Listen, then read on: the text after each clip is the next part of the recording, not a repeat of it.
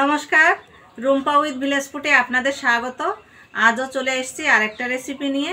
তো আজ করব গুঁড়ো দুধ দিয়ে রসগোল্লা, আর খুব সহজ একটা রেসিপি। আমি এই রেসিপিটা কিভাবে করছি আপনারা পুরো ভিডিওটা দেখবেন, আশা করি ভালো লাগবে। আপনারা হয়তো ভাবছেন যে এই দিদিটা ঠিকঠাক ভিডিও দিচ্ছে না, এনার রেসিপি দেখা যাবে না। তো আমি তো শখ করে আপনাদেরকে ভিডিও দিচ্ছি না, তেমনটা একদমই নয়। কারণ আমার শরীরটা অসুস্থর জন্য বেশ কিছুদিন ধরে আমি ভিডিও ঠিকঠাক দিতে পারছি না, তার জন্য অনেক দুঃখিত। আমি এই যে ঠিক মতন ভিডিওগুলো দিতে পারছি না, তারপরেও আপনারা এতটা ভালোবাসা দেবেন আর এইভাবে আমাকে সাপোর্ট করবেন, আমি একদম ভাবতে পারিনি যে আপনারা এতটা ভালোবাসেন আমাকে। তো তার জন্য আপনাদের অনেক অনেক ধন্যবাদ। তো এখন আমি শুরু করব, অনেক কথা বলে ফেলেছি। এখানে আমি 4 প্যাকেট গুঁড়ো দুধ নিয়েছি। এবার প্যাকেটটা কেটে একটা মাপ করে ঢেলে নেব, তাহলে কি মিষ্টিগুলো আমার বানাতে সুবিধা হবে। তো এখানে আমি 4 প্যাকেট গুঁড়ো দুধ ঢেলে নিয়েছি। এই দেখুন বাটি মাপ করে, তো 1 বাটি গুঁড়ো দুধ হয়েছে। এই দুধটা দিয়েই আজকে আমি রসগোল্লা তৈরি করে দেখাবো খুব সহজভাবে। আপনারা যদি একবার দেখেন আপনারা ঝটপট বাড়িতে তৈরি করতে পারবেন। উনুনটা ধরিয়ে নিয়েছি, এবার কড়াইটা বসিয়ে দেব। এই বাটি মাপ করে যেহেতু আমি জলটা নেব, তার জন্য দুধটা এখানে ঢেলে নিচ্ছি। এই বাটি মাপ করে 2 বাটি জল দেব। জলটা হালকা গরম করে নিয়েছি, এবার দুধটা ঢেলে দেব।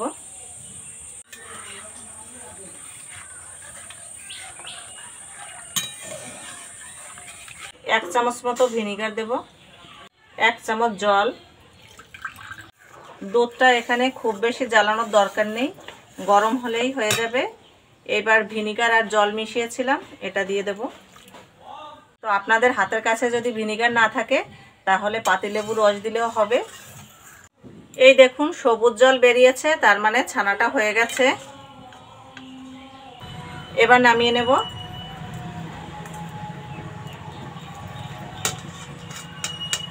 এবার উপর দিয়ে একটু ঠান্ডা জল দিয়ে দেব। ছানাটা এভাবে ভালো করে ধুয়ে নেব। এখানে একটা চামচ নিয়েছি, এবার এই চামচটা দিয়ে হালকা হালকাভাবে জলটা বের করে নেব। আর আলাদা করে কোনো কাপড়ে রেখে ঝুলিয়ে রাখার কোনো দরকার নেই, এইভাবে জলটা বের করে নিলেই হবে।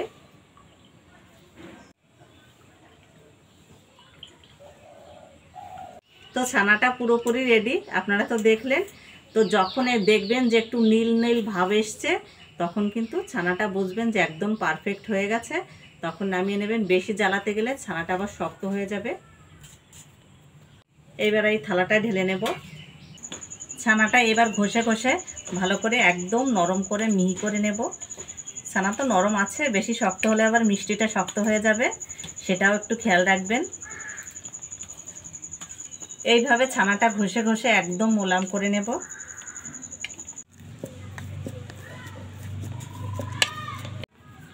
এবার ছোট ছোট করে আমি রসগোল্লা সাইজ করে নেব, গোল করে। আপনারা চাইলে একটু লম্বাও করতে পারেন অথবা একটু ডিম্বা আকৃতিও করতে পারেন। তো আমি এখানে গোল করছি। তবে রসগোল্লাটা একটু ছোট করব, যখন আমি চিনির শিরার ভিতরে দেব তখন কিন্তু রসগোল্লাটা ফুলে অনেকটাই বেড়ে যাবে, যার কারণে একটু ছোট করব।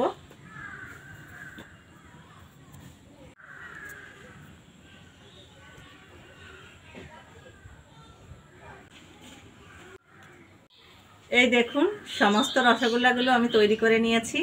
এবার আমি চিনির শিরা তৈরি করব, তারপর আমি এই রসগোল্লাটা তৈরি করব। তো আপনারা পুরো ভিডিওটা দেখতে থাকুন। আর এই রেসিপিটি যদি আপনাদের ভালো লাগে লাইক শেয়ার কমেন্ট করতে ভুলবেন না। আর এখন যারা ফেসবুকে দেখছেন তারা পেজটা ফলো করে পাশে থাকবেন। আর যদি ইউটিউবে দেখে থাকেন তাহলে চ্যানেলটা সাবস্ক্রাইব করে পাশে থাকবেন। তো আপনারা তাহলে দেখতে থাকুন। যে বাটি মাপ করে দুধটা নিয়েছি, ঠিক সেই বাটি মাপ করে 1 বাটি চিনি নিয়েছি। তো 1 বাটি চিনির জন্য এখানে আমি 2 বাটি জল দেব। এখানে 3টে এলাচ ফাটিয়ে দিয়ে দিয়েছি। এই এলাচটা দিলে মিষ্টিতে খুব সুন্দর একটা গন্ধ হয়, খেতেও কিন্তু দারুণ লাগে। চিনির জলটা ফোটাও পর্যন্ত অপেক্ষা করব। চিনির জলটা দেখুন কত সুন্দর ফুটে গেছে। এইবার এক এক করে মিষ্টিগুলো ছেড়ে দেব।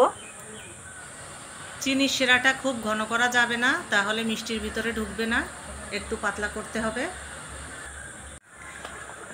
একটু নাড়া দেব, আর একদম হালকা হাতে নাড়তে হবে, মিষ্টিটা ভেঙে না যায়। ঢাকা দিয়ে 5 মিনিট জাল করে নেব। ঢাকনাটা একটু তুলে দেখব 5 মিনিটের ভিতরে। ওরে বাপরে, দেখুন কত সুন্দর ফুলে উঠেছে মিষ্টিগুলো। আর একদম হালকা হাতে এইভাবে নেড়ে দেব। এইভাবে ঢাকা দিয়ে মিষ্টিটা সিদ্ধ করে নেব। 5 মিনিট হয়ে গেছে, এবার ঢাকনাটা তুলে নিলাম।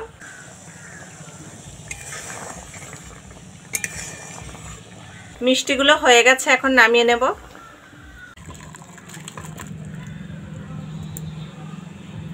ঢাকা দিয়ে 20 মিনিট রাখবো। 20 মিনিট পর এবার ঢাকনাটা তুলবো। দেখুন কতটা রস টেনে গেছে আর মিষ্টিগুলো কত সুন্দর ফুলে উঠেছে। এখান থেকে আপনাদের একটা মিষ্টি তুলে দেখাবো কতটা কি রস ঢুকেছে। দেখে কেউ বলতেই পারবে না গুঁড়ো দুধ দিয়ে এত সুন্দর রসগোল্লা তৈরি করা যায়। আর কত সুন্দর রস ঢুকেছে দেখুন। আর একটা মিষ্টি তুলে নেব। এবার একটু কেটে দেখাবো। এই দেখুন কত সুন্দর রস ঢুকেছে। তো বন্ধুরা, কতটা সহজভাবে আমি রসগোল্লাগুলো তৈরি করলাম আপনারা তো দেখলেন। তো রেসিপিটি ভালো লাগলে লাইক করতে ভুলবেন না। আর একদম দোকানের মতো মিষ্টিগুলো তৈরি করেছি। আর কেউ বলতেই পারবে না প্যাকেট দুধ দিয়ে এত সুন্দর মিষ্টি তৈরি করা যায়। তো এখন একটু খেয়ে দেখি।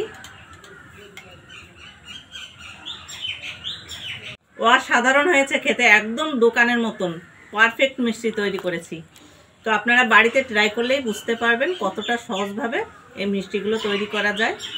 আর একবার যদি বাড়িতে আপনারা তৈরি করেন, আমার মনে হয় না আপনারা দোকান থেকে এই মিষ্টিগুলো কিনে খাবেন। তো বন্ধুরা, মিষ্টিটা যখন আমি মুখে দিয়েছি একদম মুখের ভিতরে মিলে গেছে, এতটা নরম তুলতুলে হয়েছে কি বলবো। তো আপনাদের এই মিষ্টি রেসিপি ভালো লাগলে লাইক শেয়ার কমেন্ট করে আমার পাশে থাকবেন।